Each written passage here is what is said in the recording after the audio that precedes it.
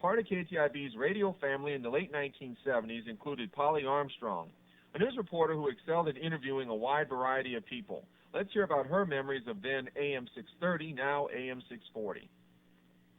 This is Polly Armstrong. How are you today? Very well, thank you, William.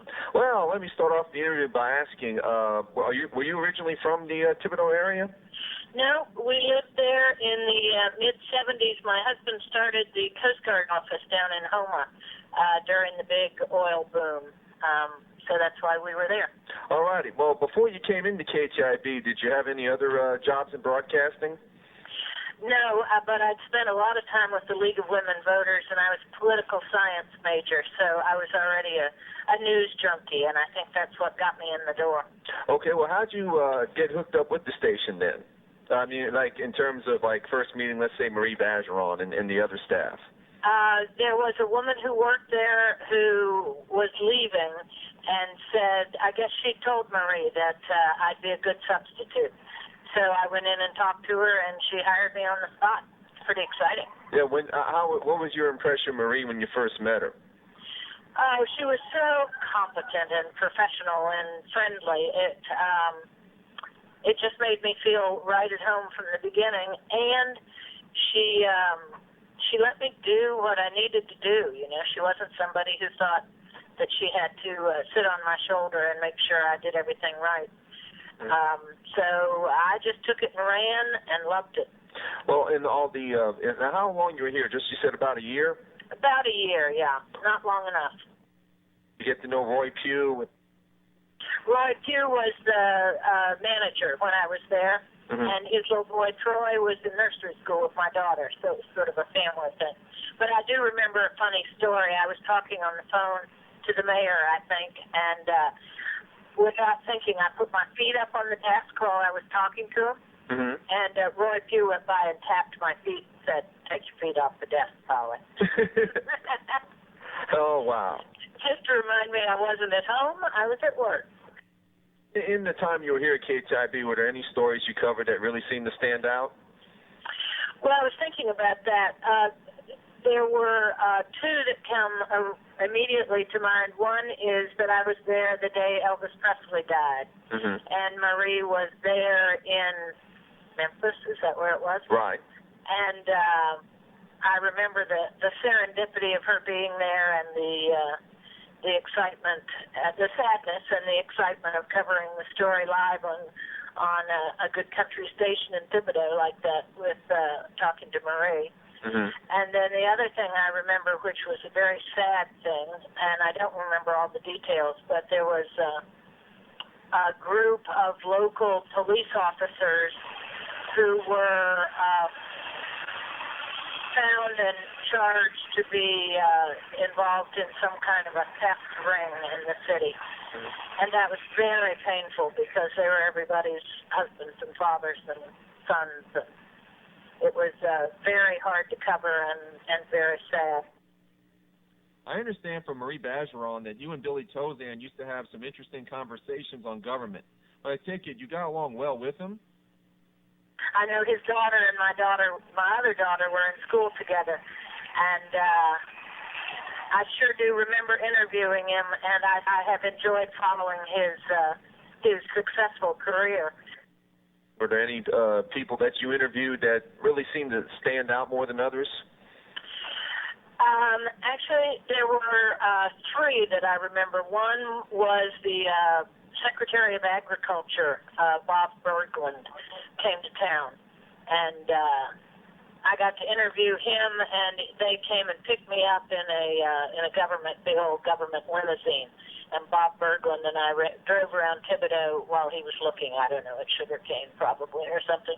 And I interviewed him, and he was not a real dynamic interview, but it was exciting to be talking to the United States Secretary of Agriculture.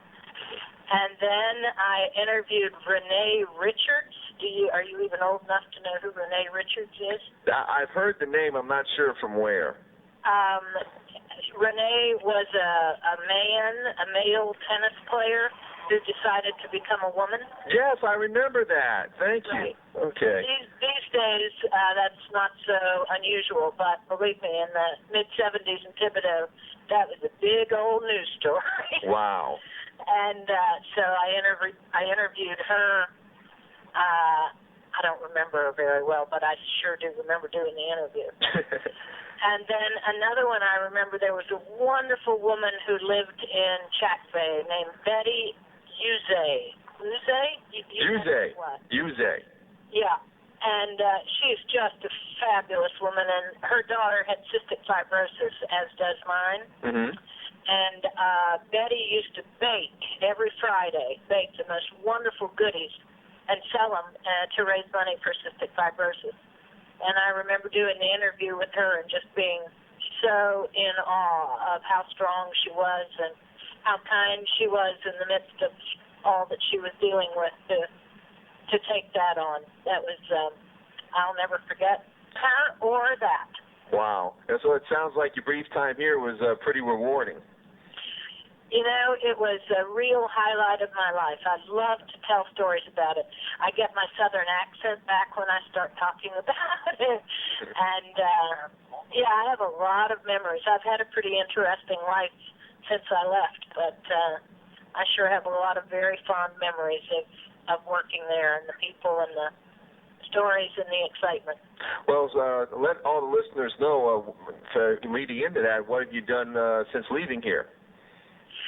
Oh my goodness, I've done income taxes for H&R Block. I've been a puller on a commercial salmon fishing boat. I've been the president of the Parents Club at a snooty private school. And then I was a legislative aide and then a Berkeley City Council member for 8 years through 3 campaigns. Mm-hmm. So it's a lot of riots and a lot of strange things that I never would have had to deal with in Thibodeau, for sure. Wow. So since and it hasn't been too terribly long since you haven't been a councilman, right? No, I just retired in December. I've got a whole new wonderful life. It's a very difficult political atmosphere here, as I'm sure most people know.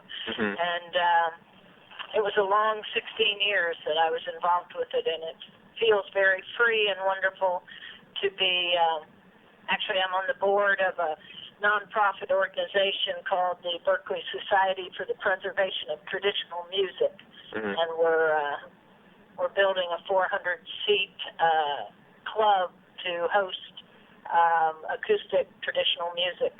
Mm-hmm. So I'm excited to be involved in that, and I'm doing some consulting, and I'm going to be a grandmother. Wow. So it sounds like a pretty busy life nonetheless. Yes, sir. I'm a lucky person. I sure am. Well, Polly, listen, we really greatly appreciate all your time. Is there anything you'd like to say to all the listeners? Just thank you for that opportunity to be there and to do dialogue. I love thinking about doing that. Compare myself to the talk show people today, Rush Limbaugh and Howard Stern, and I think life was pretty different on dialogue. And thanks for finding me way out here and giving me a chance to remember. Polly Armstrong, another established member of KTIB's dedicated alumni base. The mid-1970s brought to KTIB's airwaves an established reporter from the newspaper field in Murray Dennis. Let's hear her memories on the old AM 630, now AM 640. Dennis, and it's good to be with you today. Thank you very much. Okay. Well, let's start from the beginning. Where are you originally from? Well, I call Louisiana home, but my husband and I moved a lot before we came here. We moved here from Georgia and South Carolina. Okay. Now, where did you go to college? Went to school at Northeast in Monroe and graduated from there with a BA